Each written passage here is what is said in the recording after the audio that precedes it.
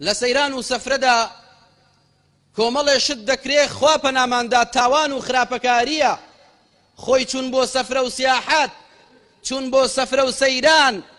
ئاساییە و ئەحتیادیە هیچی تیان نییە بەڵام بە مەرجێک تاوانی تیان نەبێت تۆ لە ماڵ دەرئەچی ئەگەر بێت و ژنەکە ڕوت و قوت کەیتەوە کچەکەت ڕوت و قوت کەیتەوە تاوانت کرد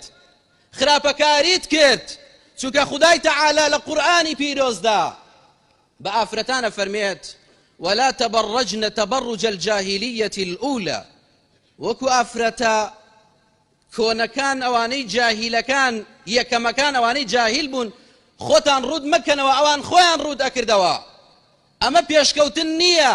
ئەمە دواکەوتنە ئەم خۆ ڕوودکردنەوە تۆ بڕۆی هەر لە ماڵەوە ماڵ و مناڵ ڕوودکەیتەوە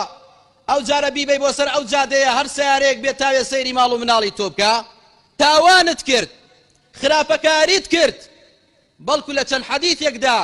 پێغەمبەری خوا صلی الله عليه وسلم ئیشارەت دەکا بۆ ئەو پیاوانەی کەوا غەش و خیانەت لە شوانێتیەکەیان دەکەن ئەفەرمێ هەر شوانێک غەش لە شوانێتیەکەی بکە ئەوە ئەهلی ئاگرە